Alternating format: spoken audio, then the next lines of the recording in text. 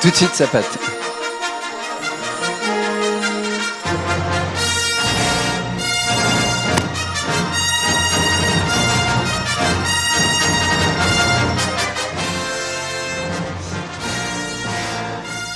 Il y a plus de 2800 ans, quelque part sur une planète bleue, un aveugle, surnommé le poète, est à l'origine des 2 premières œuvres de la littérature occidentale. Cet homme raconta une histoire de plus de 1500 pages, avec un seul petit problème, c'est que les livres à l'époque n'existaient pas. Seule sa mémoire lui suffisait. 1500 pages, juste dans sa mémoire. Quelqu'un connaît son nom? Très connu, un grec. Ouais, Homère. Homère, on pense qu'il a écrit l'Iliade et l'Odyssée, mais à cette époque-là, la seule manière de raconter des histoires et des épopées, c'était en se forgeant une mémoire, en la pratiquant et en ayant relativement beaucoup de pratiques. Depuis Homère, on a pratiquement perdu toute notre mémoire, à cause principalement de 3 technologies.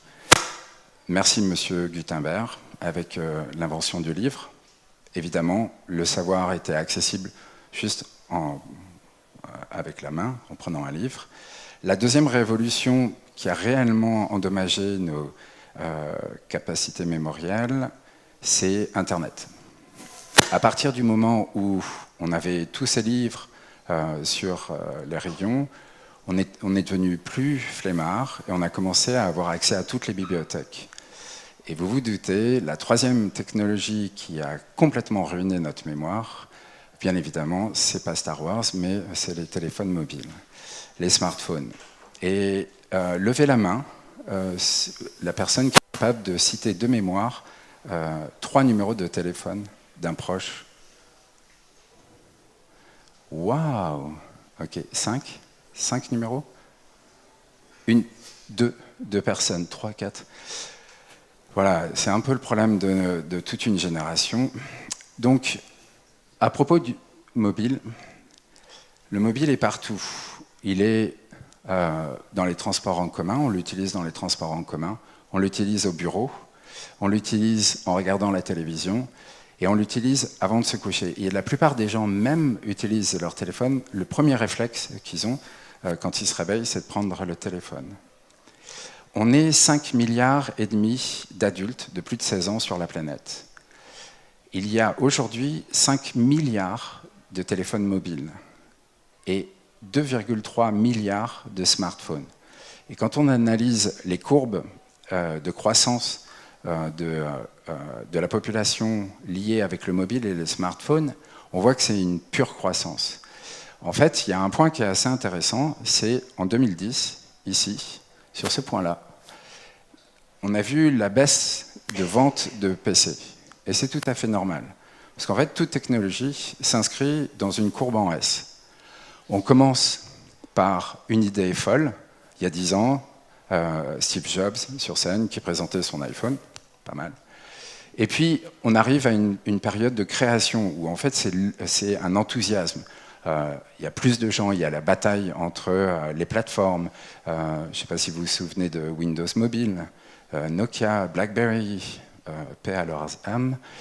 Et on arrive donc de la création, on arrive à une deuxième phase dans laquelle on est aujourd'hui, qui est la phase de déploiement. Et cette phase a des économies d'échelle. Aujourd'hui, il n'y a plus de guerre de plateforme. Apple, Google, c'est fait.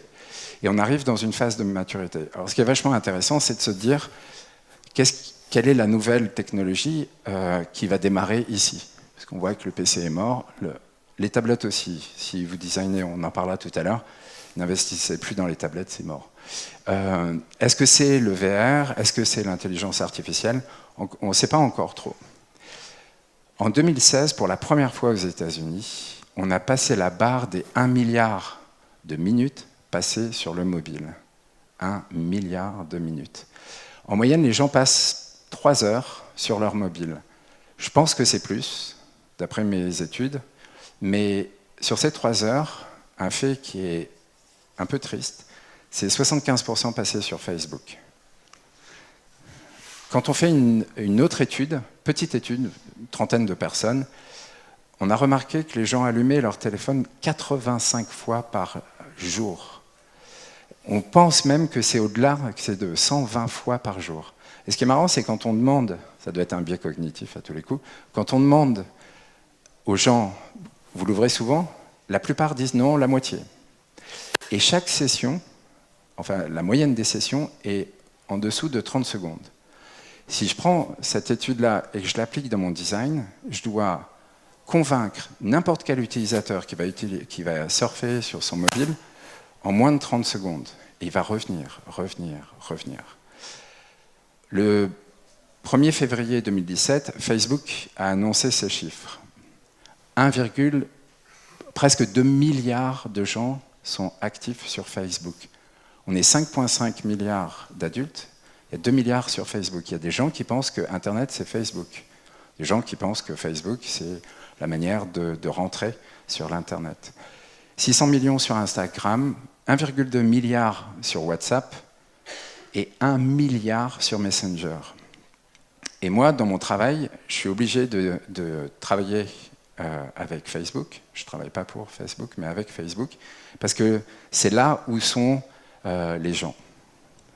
Et Mark Zuckerberg a donné un conseil pendant sa keynote, où il a dit, voilà, si vous voulez faire des profits, faire un bon business, la première chose que vous devez faire, c'est fabriquer un meilleur produit. On a tous à la maison des produits, on a tous une PlayStation. On a tous un produit et aujourd'hui, on doit le faire meilleur que la concurrence. Et il recommande de designer d'une manière à ce que ce soit partageable, ce qu'on appelle le social by design. À la minute où vous faites ça, les gens vont partager. Ça va être vos ambassadeurs. S'ils partagent, vous faites des profits. Il y a aujourd'hui 65 millions de petites entreprises qui sont sur Facebook, ce qui représente une très très belle audience si vous devez les targeter. Ce qui m'a intéressé aussi, c'est la tranche des millennials. Et ils passent 15 heures par mois sur Facebook.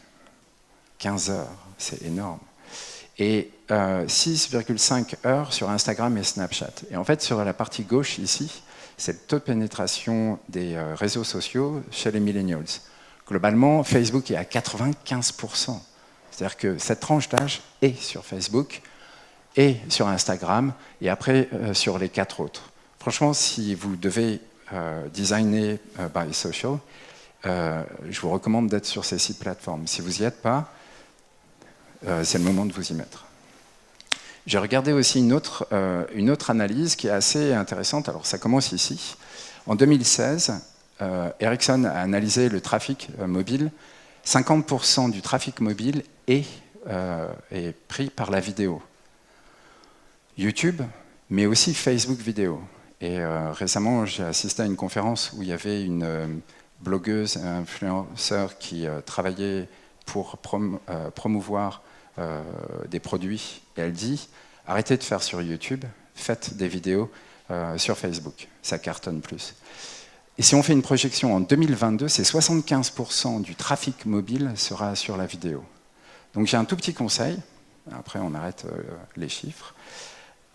Soyez sur les réseaux sociaux, ces 6-là, c'est facile, Facebook, Instagram, Snapchat. J'ai une petite histoire sur Snapchat, je crois que je n'aurai pas le temps de vous montrer. En moyenne, toutes les personnes qui sont au-dessus de 25 ans ne savent pas se servir de Snapchat. Et c'est un fait, ça a été testé, c'est assez génial. Twitter, LinkedIn et Pinterest. Les vidéos, faites des vidéos en portrait.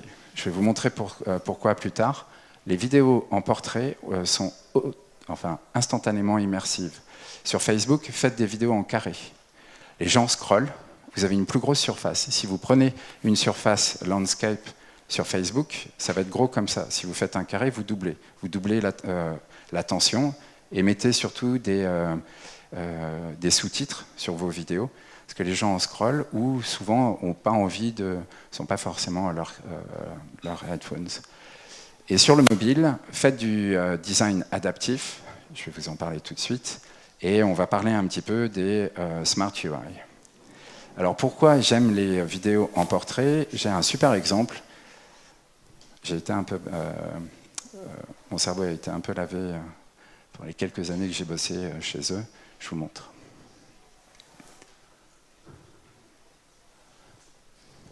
Faut appuyer sur le bouton.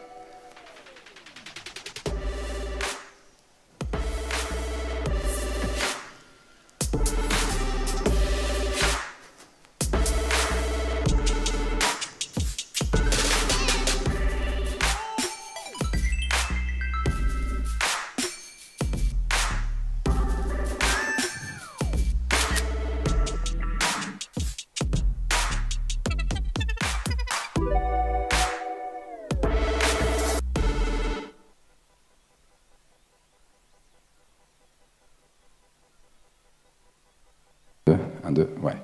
Bon, apparemment, le casque ne marchait pas, donc il faut juste que je règle la distance. Merci.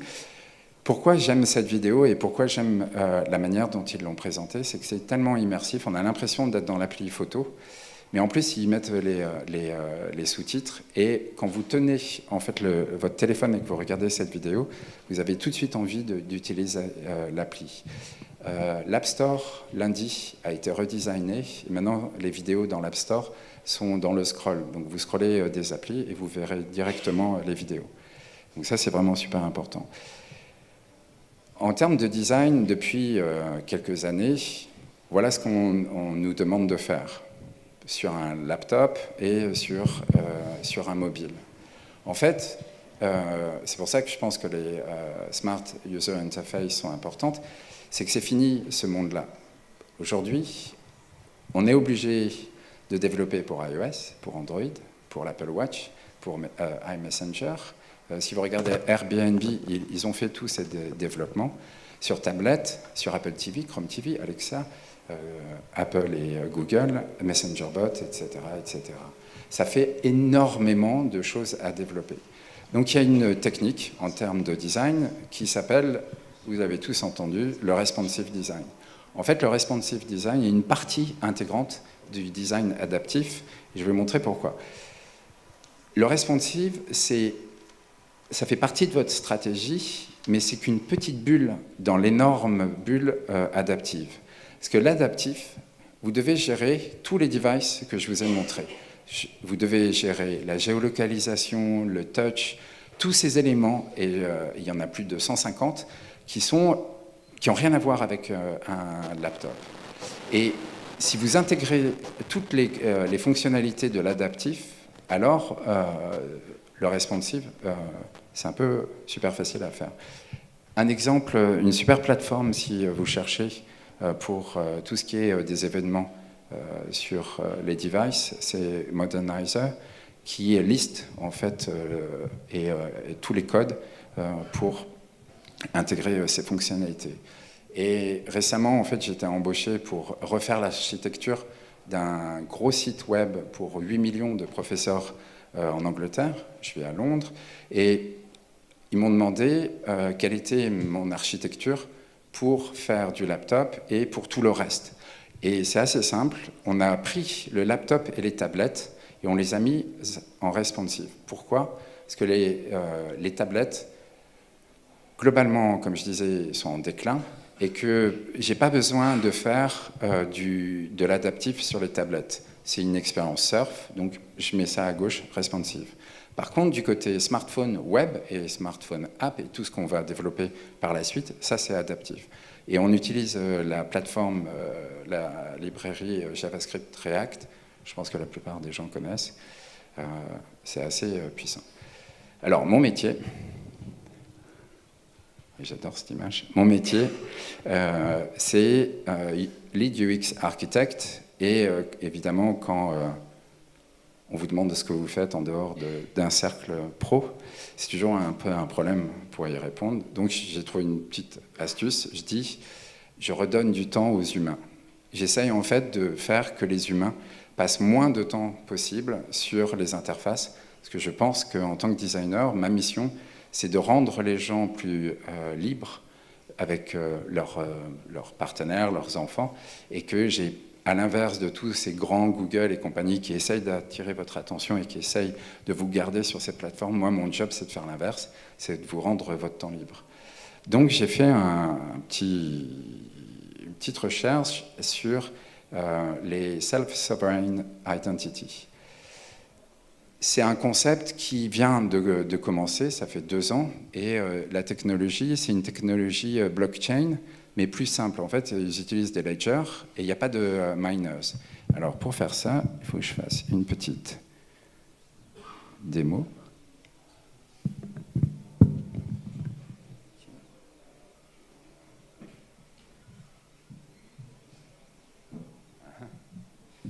Donnez-moi une minute.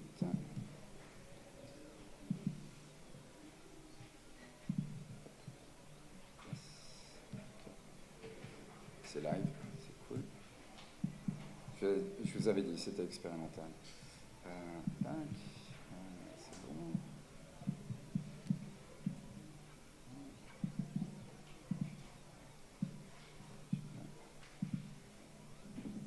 C'est très petit.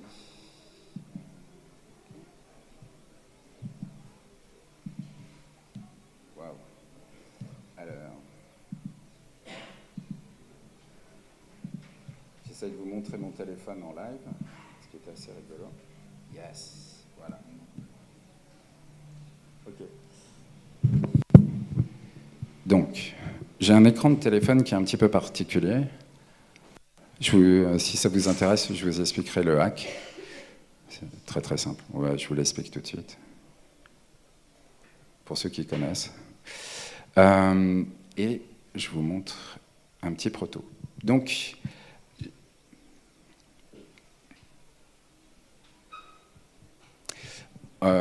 j'utilise Sketch et Marvel. Et toute l'équipe utilise Sketch. Les développeurs utilisent Sketch. On utilise Marvel parce qu'on va 10 fois plus vite. On n'a pas le temps d'utiliser InVision. Maintenant, chacun son truc. Je trouve que quand les UX, les designers et les développeurs sont sur Sketch, déjà, c'est moins cher et ça va très très vite. Est-ce qu'il y a des gens qui utilisent encore Photoshop? Ok. Ouais. Ben, c'est pas mal, c'est très cher et vos développeurs ne peuvent pas l'ouvrir. Passez à Sketch, il y a tellement de plugins, etc. Ça dépend sauf si vous faites du super beau design, print, etc. J'arrête avec Photoshop parce que je déteste Photoshop. Donc, je me suis intéressé à une technologie qui pourrait potentiellement protéger vos données privées. Il y a 4 formes de profils. Il y a le profil intime, le profil personnel, le profil social et le profil public. Aujourd'hui, la plupart des données, vous les donnez à Google, Facebook, Twitter, et ils font des milliards de dollars sur votre tête. Je pense que c'est en train de changer. Il y a pas mal d'activistes dont je fais partie qui disent « Stop, arrêtez de me prendre mes données, je veux moi contrôler ces données ». Donc ça s'appelle les SSI. Et je vais vous en parler. Donc, le profil intime, le premier profil, c'est celui que peu de gens connaissent de vous. C'est par exemple combien vous avez d'argent sur votre compte en banque, si vous avez des crédits, votre santé, si vous avez des traitements, et toute la notion de privé, avec date de naissance, des choses à propos de vos enfants, votre partenaire. Le deuxième cercle important, c'est le cercle personnel, celui que vous pouvez partager. Ce n'est pas celui que vous partagez facilement, mais vous pouvez le partager. Par exemple, une compagnie aérienne vous demande votre passeport, vous le partagez. Votre adresse, votre téléphone, et aussi vos habitudes. Par exemple, vous pouvez dire « je suis inscrit à un club de sport », des trucs comme ça.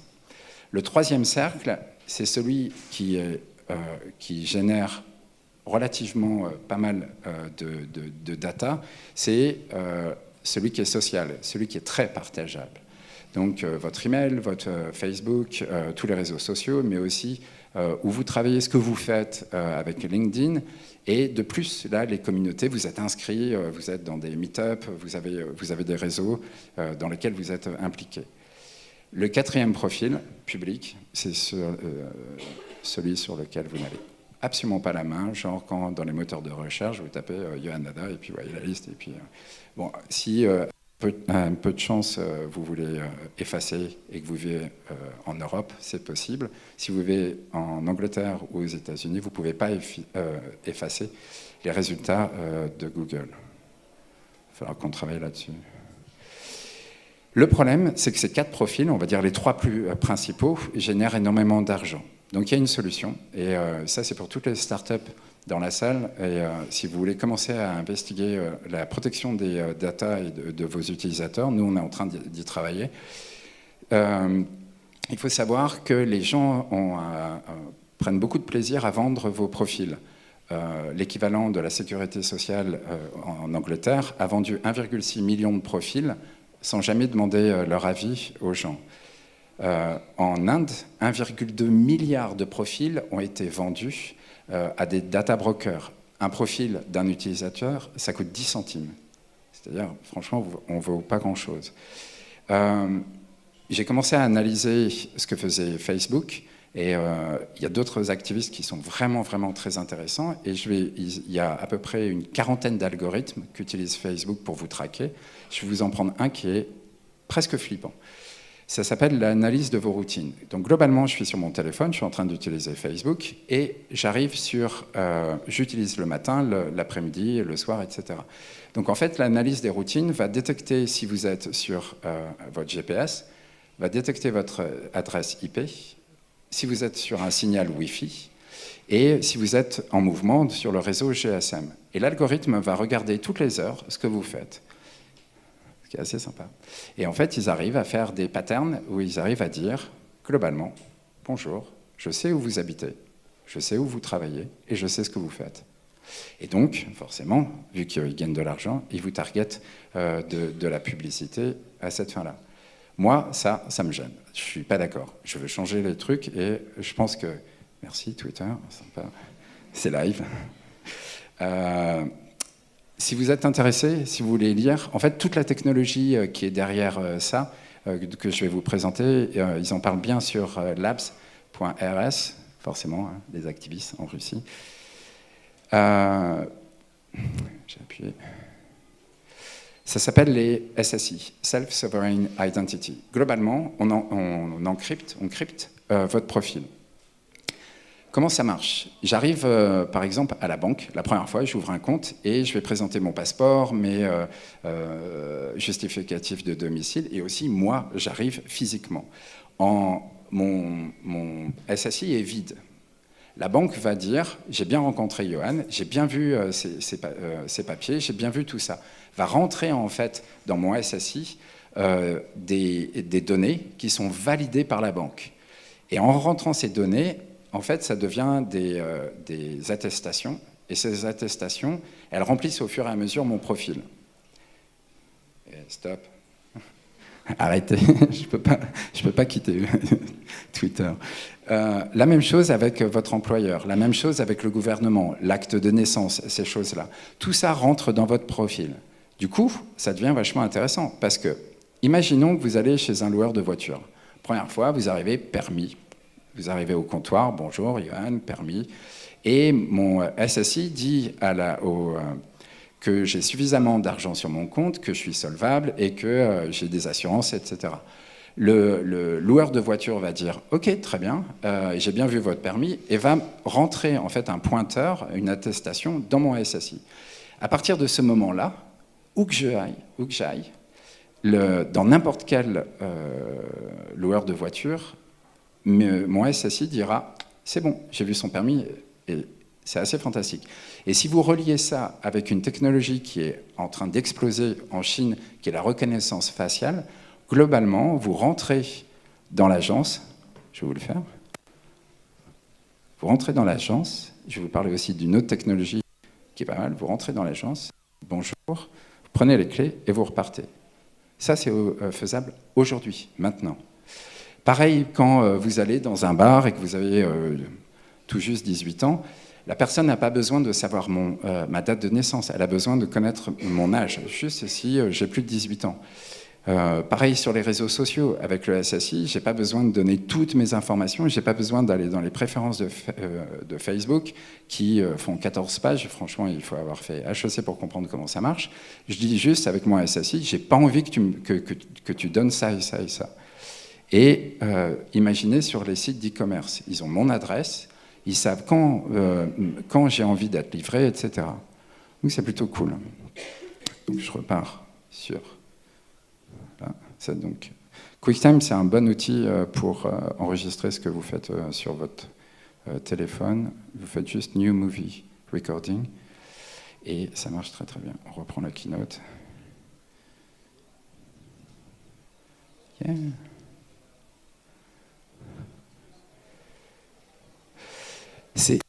C'est intime, personnel, c'est social, c'est encrypté et ça fabrique des pointeurs. Donc c'est assez cool. Ça va changer pas mal les choses. Je vais vous montrer pourquoi. Maintenant, une question avec les mots de passe. Franchement, soyez honnête, qui aime les mots de passe? On a fait une étude sur les mots de passe et la plupart des gens ne comprennent pas quand vous leur expliquez un texte d'une certaine longueur en disant il faut mettre des petites capitales, des grandes capitales, des dollars. Personne n'y arrive. J'ai travaillé l'année dernière pour une appli qui s'appelle Kijo et on a travaillé sur la barrière parentale parce que c'est une action légale, c'est-à-dire que quoi que vous fassiez, vous devez protéger l'enfant d'actions qui sont réservées aux grands. Selon vous, est-ce que ça, c'est un bon écran anti-enfant de moins de 5 ans? Non, hein, il y a quelqu'un qui dit non. Vous savez pourquoi? Parce que moins de 5 ans, ils ne savent pas lire. Mais ils ont une super reconnaissance visuelle, et spécialement si vous avez genre 14-14, l'enfant va, au bout de 2 fois, c'est la 3e fois, ouvre votre téléphone, parce qu'il a retenu où vous tapiez. Pas les chiffres, mais où vous tapiez. Ce qui est assez intéressant, c'est que dans les guidelines d'Apple et de Google, c'est ça qu'ils présentent. Voilà une barrière qui fonctionne. Impossible pour lui, elle, à lire, et vous changez régulièrement la phrase pour que ça avance. Let me show you. Ah oui, excusez-moi. Mon job, en fait, en tant qu'architecte, c'est de connecter les technologies et de vous les donner, et après, vous allez vous amuser avec. À propos de Password, ces gars-là ont gagné le Disrupt de TechCrunch, et je pense qu'ils ont résolu à vie le problème de Password. Je vous montre la vidéo. Let me show you. So I have the UnifyID app installed on my phone as well as on the computer. Now, once you install UnifyID, you don't need to deal with passwords or authentication again. When you go to a website like Amazon.com, can we switch to the demo computer, please? Great, thanks. When you go to a website like Amazon.com, you click one button and you're in. UnifyID uses the recent sensor data from your phone, computer, wearables, and other nearby devices. If the signals match, you're in. No passwords to remember, no codes to read off your phone, and no fuss. This is the future of authentication. Now, I'll hand my phone to Kurt, and he'll try to do the same thing. Kurt's going to walk over, sit down, and try to log in. Now, Kurt has my computer. He has my phone. He even knows my passcode, which, by the way, is 5555. Don't worry, that's the same passcode as over 6 million other Americans. Now, unfortunately for Kurt, the signal... Une seconde. Donc on va le faire au ralenti. Je prends mon téléphone, j'ai UnifyID dedans, je le mets dans ma poche, je l'éteins, je marche, je me mets devant mon ordinateur et je l'ouvre automatiquement. En fait, c'est super simple. Ils ont analysé avec le gyroscope du téléphone comment vous marchiez. Et c'est basé sur la technologie de chaque personne sur l'habilité plutôt, chaque personne a une manière unique de marcher. En fait, vous avez même une manière unique de taper sur le clavier de votre ordinateur. Et eux, ils encryptent ça dans Unify ID et ça leur permet d'ouvrir. Et je trouve l'application assez fantastique parce que si on pousse le concept, on pourrait dire qu'avec la reconnaissance visuelle et Unify ID, quand j'arrive et que je vais louer ma voiture, en fait, je génère mon passcode en marchant. C'est quand même assez incroyable, quoi. Ils sont en bêta. Si ça vous intéresse, je peux vous filer des codes pour monter la liste d'attente. J'ai trop hâte de tester. Donc, plus besoin de taper un password. C'est basé sur l'analyse de la démarche ou de la frappe sur le clavier. C'est plutôt cool. Maintenant, le troisième pilier des Smart UI, c'est l'analyse des habitudes. Vous vous souvenez, Facebook sait très bien quand vous êtes à la maison, quand vous êtes au travail, etc.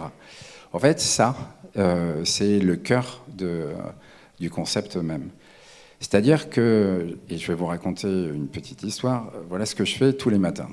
Je me réveille, j'ai un petit garçon de 3 ans, donc c'est lui qui me réveille, et avec les yeux un peu embués, je vais faire mon café et faire les céréales pour mon petit garçon. Là, normalement, quand il est en train de manger, je vais checker la météo et je vais regarder sur Citymapper les horaires de bus. Je vous ai dit, j'habite à Londres. Et là, j'ai 2 options. La première option, c'est soit j'emmène mon petit garçon à la crèche, soit je vais au travail. Et en fait, avec l'analyse des habitudes et ma démarche, on pourrait trouver une solution. Donc, j'ai 3 problèmes. Le premier problème, c'est que j'ai plus de café. Donc, il va falloir que je commande du café. Il va falloir que j'écrive ça sur un papier ou sur un reminder. Pareil pour les céréales. Il faut que j'ouvre l'appli météo et que j'ouvre l'appli de Citymapper pour les bus. Je le fais tous les matins. Tous les matins, je fais la même chose. Il ne manque pas des céréales tous les matins, sinon j'ai un problème. Mais tous les matins, j'ai ces habitudes qui se répètent. C'est quand même assez incroyable que personne n'ait résolu cette problématique des tâches répétitives. Or, vous avez tous entendu aujourd'hui, ce matin, l'émergence de l'intelligence artificielle. Je trouve que pour l'instant, en anglais, ça marche mieux, c'est artificial dumbness. Pour l'instant, c'est pas très très intelligent. Il y a 2 sortes d'intelligence artificielle qu'on peut déjà utiliser aujourd'hui. Il y a l'intelligence assistive et l'intelligence agentive. L'une est synchrone, l'autre est asynchrone. Donc, en gros, un assistant, c'est ce que vous avez avec les chatbots, c'est ce que vous avez avec vos apps, avec les e-commerce, on connaît. Si vous mettez de l'AI là-dedans, on peut reconnaître vos habitudes, on peut savoir qu'avec un chatbot, je peux dire « Ah bon, ok, c'est le matin, donc tu as pris ton petit déjeuner, donc je peux répondre. » L'agentive, c'est l'ex-Google Now, qui s'appelle maintenant Assistant, mais aussi, au point de vue AI agentive, il y a un gros blanc aujourd'hui. Et je pense qu'on va avoir pas mal de conférences sur ça, et je suis curieux de voir qui vient combattre un petit peu Google Assistant sur son terrain. Donc maintenant, reprenons ma petite histoire de café et de céréales. Si j'ai un problème, c'est que je n'ai pas envie d'utiliser mon téléphone et de répéter constamment la même tâche. Mon téléphone est capable de prendre une photo avec une appli du style Carrefour chez vous, et avec la reconnaissance visuelle, il va reconnaître le paquet de céréales ou le paquet de café et va automatiquement me dire « Est-ce que c'est ça ce que tu veux ?» Voire même le commander, puisque avec mes habitudes, il sait très bien que toutes les, 15 jours, j'ai besoin de céréales, j'ai besoin de café. Et en fait, c'est là où ça devient super intéressant, c'est que les chatbots ont principalement une fonction que je trouve très intéressante, c'est de faciliter les champs, les form fields, les champs. il n'y a pas mieux. Nous, on est en train de tester un produit pour les professeurs, je vais vous en parler, c'est vraiment très, très, très, très rapide. Et maintenant, du côté agentive, j'ai fermé mon téléphone, et c'est bon, j'ai pas envie d'y penser. Il connaît mon IP adresse, il connaît mon Wi-Fi, il sait que je suis à la maison.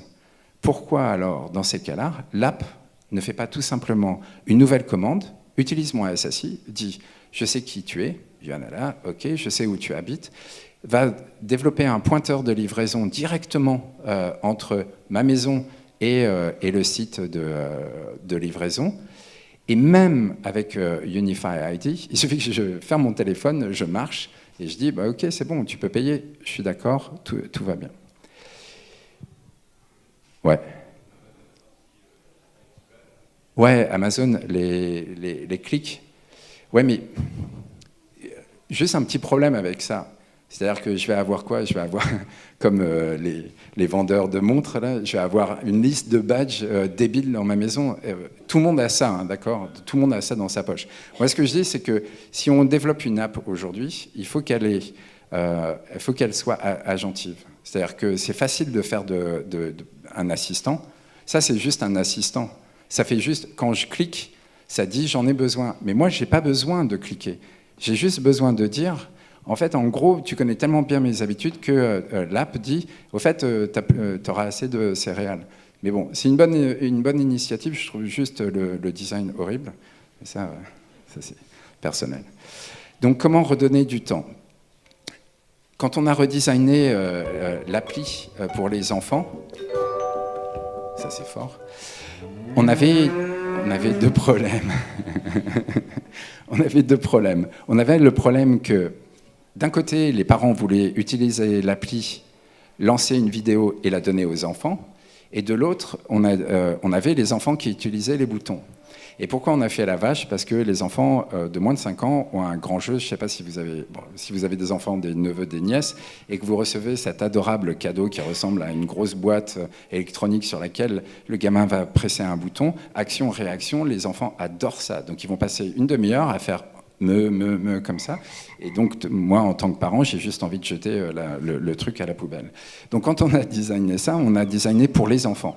Et on a designé cette appli sur un seul concept. On a dit, voilà, les parents ont besoin d'avoir du temps. Si vous donnez un smartphone, une tablette à un gamin pour qu'il regarde des dessins animés, c'est pour regagner du temps. Donc, on a redesigné l'interface pour les enfants. Donc, ici, un bouton qui n'est pas fait pour les enfants, il faut le lire pour le comprendre. On a resimplifié la vidéo, on a mis des petites interactions. Et on a été featuré dans l'App Store mondial, sur tous les App Store de la planète, ce qui équivaut pour cette start-up, j'aurais dû prendre des parts dedans, ce qui équivaut pour cette start-up à 300 000 $ de marketing gratuit. C'est pas mal. Notre principal concurrent, c'était YouTube Kids.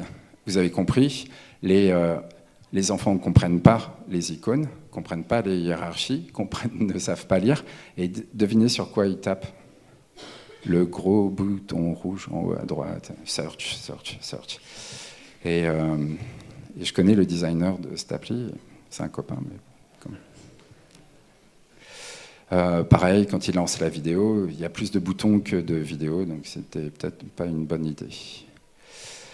Quand je vous parlais des chatbots pour simplifier remplir les formulaires, je vais le faire assez vite. Donc ça, c'est Luc Rolowski qui parle de comment gagner du temps si on fait que 5 formulaires. Moi, je suis allé un tout petit peu plus loin. Je pense que quand on a un problème de formulaire aussi long, on peut peut-être juste utiliser un chatbot. Donc sur les 8 millions de professeurs avec qui on travaille en ce moment, ils doivent remplir leur CV et ils doivent remplir 160 questions pour avoir un job. Sachant que pour remplir ces 160 questions, il faut 4 heures et que vous postulez à 3 ou 4 jobs, ça veut dire que vous passez votre week-end à remplir ces putains de fiches. Et là, c'est la taille réelle du formulaire. Ah ouais, je crois que j'avais fait une petite animation, super cool, voilà. Donc c'est bon, là, vous avez Vous avez perdu votre journée, en gros. Donc moi, mon job, c'était d'utiliser, on est en train de développer les SSI pour les profs, mais d'utiliser de l'assistive et de l'agentive. L'assistive, super simple, on a fait un chatbot, super débile comme chatbot, une question et une réponse prédéfinie. Donc c'est notre développeur qui vit à Miami et qui a pas mal d'humour, je crois que je vais faire... Et on a réduit le temps pour remplir ces applications, donc de 4 heures à 20 minutes. C'est pas mal comme... Et 4 heures, 20 minutes.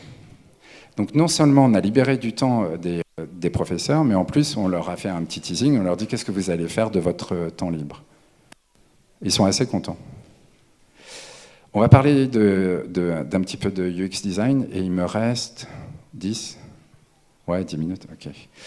Je vais vous parler, j'aimerais beaucoup vous présenter un proto de SUI, j'ai pas le droit, mais je vais vous montrer ce qu'il ne faut pas faire. Ça, et puis dans quelques mois, si vous me suivez sur Twitter, je vous montrerai ce qu'on a fait.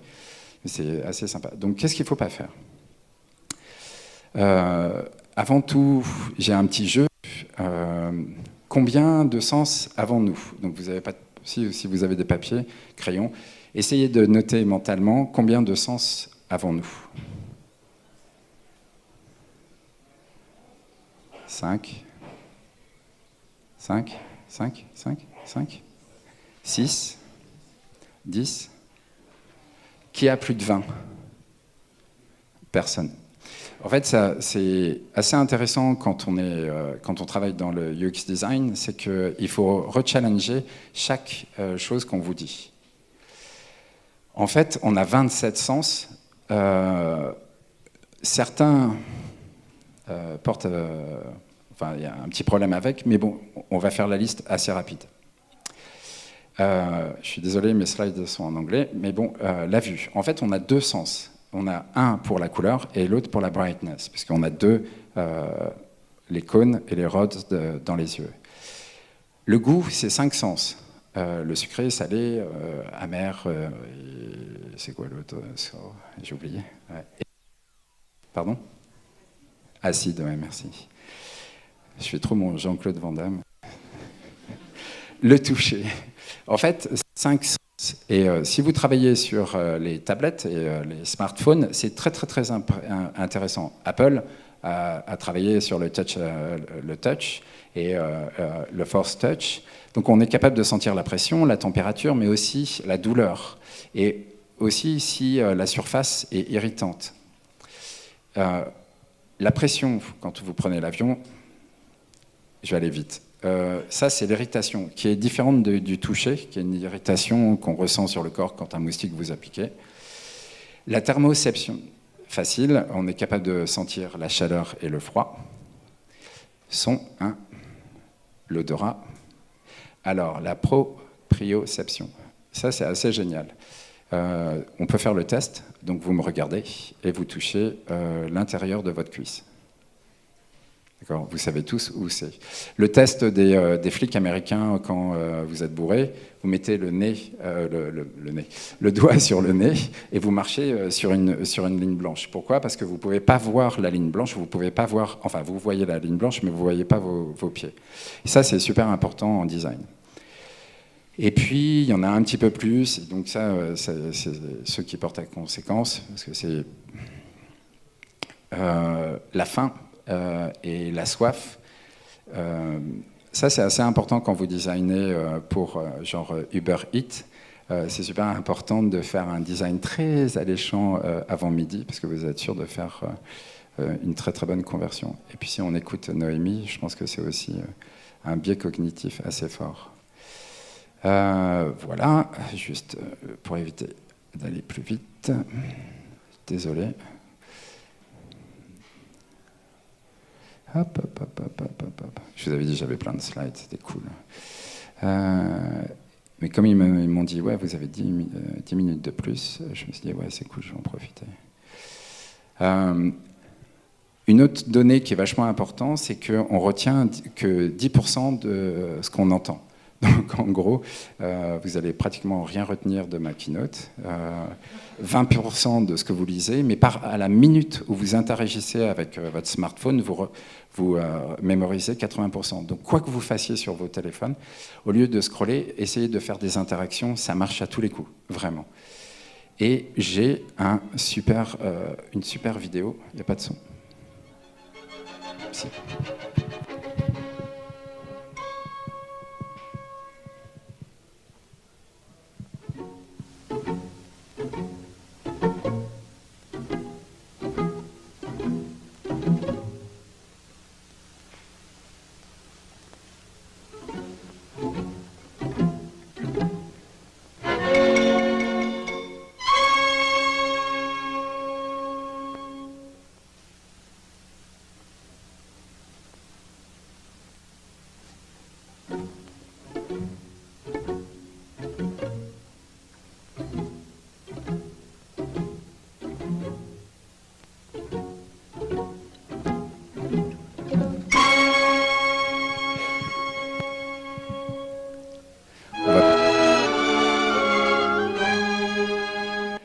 On va pas regarder complètement le court-métrage de Chaplin, mais en fait, c'est un moyen pour vous montrer qu'on peut manipuler les émotions assez rapidement.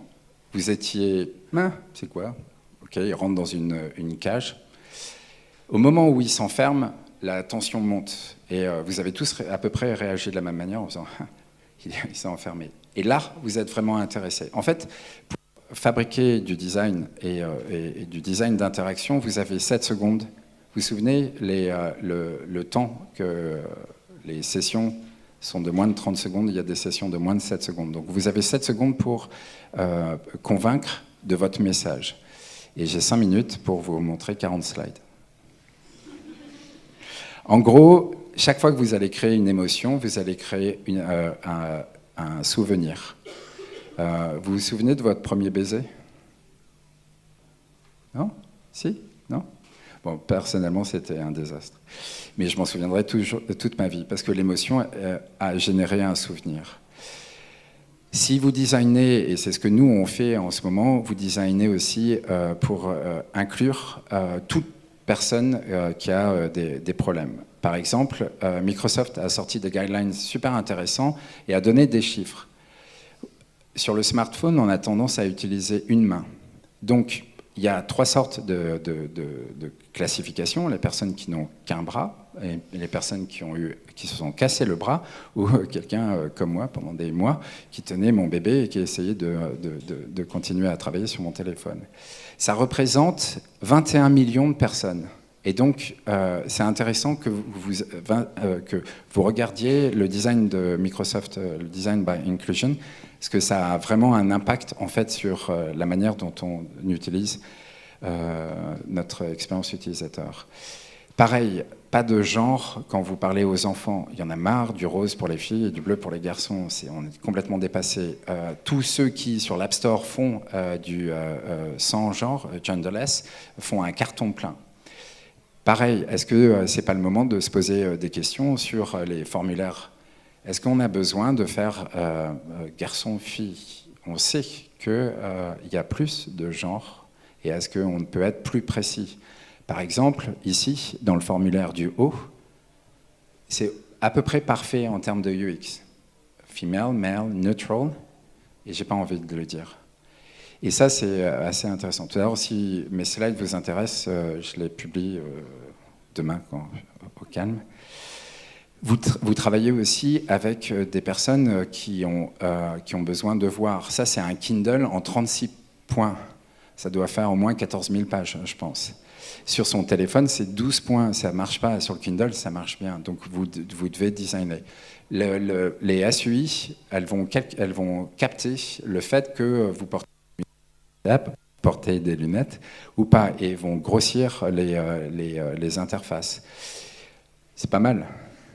Une autre manière d'utiliser son téléphone. Franchement, j'adore cette image. On va aller vite. Je vais vous réveiller. À pas faire, s'il vous plaît. Pour appeler les urgences, c'est 999. C'est pas photoshopé, c'est vrai. Hein. Je sais pas, il faut faire 3 fois 3. C'est assez intéressant. Ça me plaît aussi. Les AI, l'AI n'est pas prête. Et alors, je peux pas rentrer chez moi? Je fais quoi? Parce que là, c'est le code pour la maison.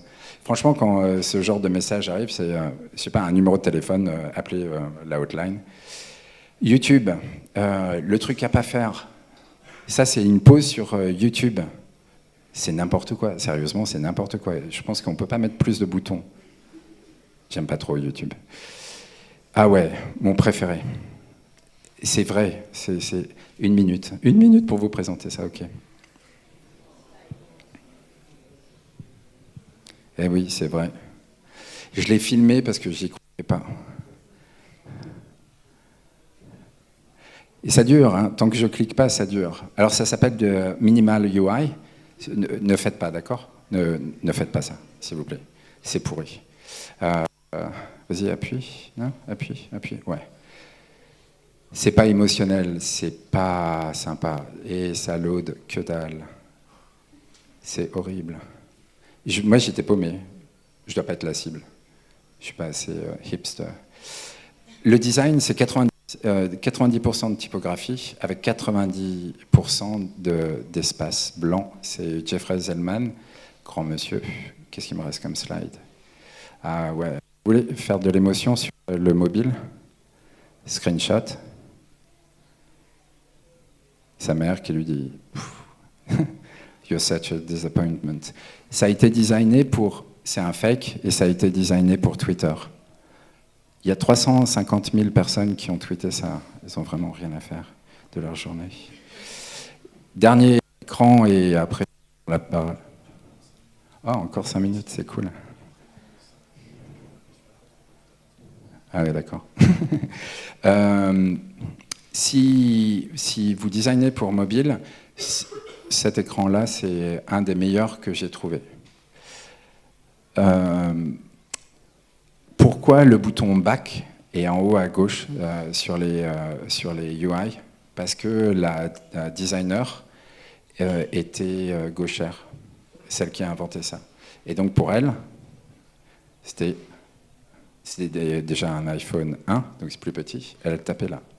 J'ai retrouvé le screen et j'essaye de l'interviewer parce que j'aimerais bien comprendre pourquoi elle nous a pourri la vie depuis 10 ans. Mais je ne lui dirai pas ça comme ça. Donc, tout au milieu, le corps, c'est du 7 mm. Il faut parler en millimètres, arrêtez de parler en points ou en pixels, c'est en millimètres. Parce que ce que vous connaissez, c'est la surface de l'écran et pas la résolution, donc la surface de l'écran. Quand vous connaissez la surface de l'écran, vous faites des boutons de 7, 12 mm. 80% utilisent la main droite. Mais c'est assez intéressant de faire des interfaces centrées. Et ça, dans les 3-4 minutes, voilà quelqu'un, un designer, si vous êtes fan, narrowdesign.com, qui a complètement compris comment designer et faire les touches à l'intérieur de l'écran.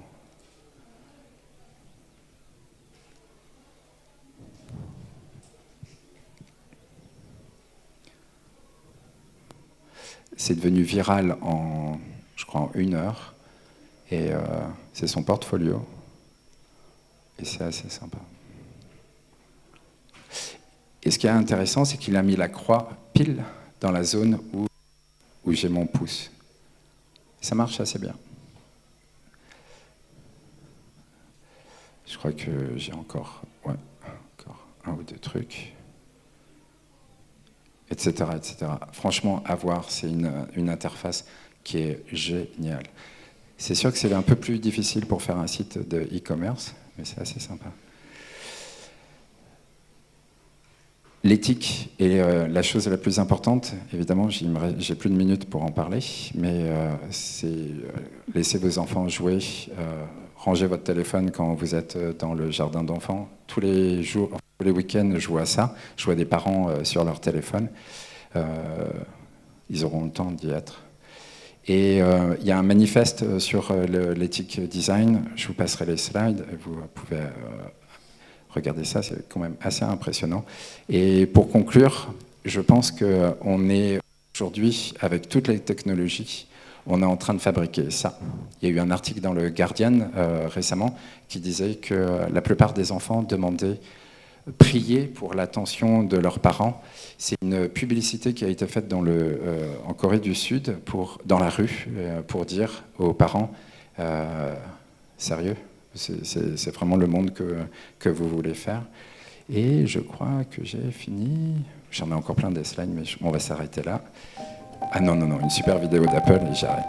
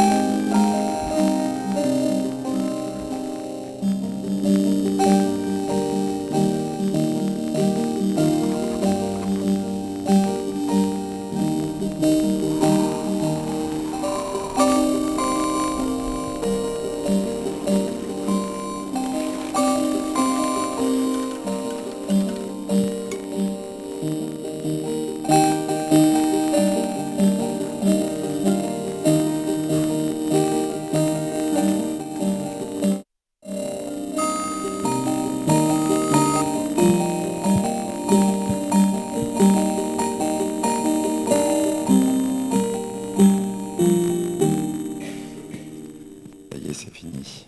Je vous libère. Merci.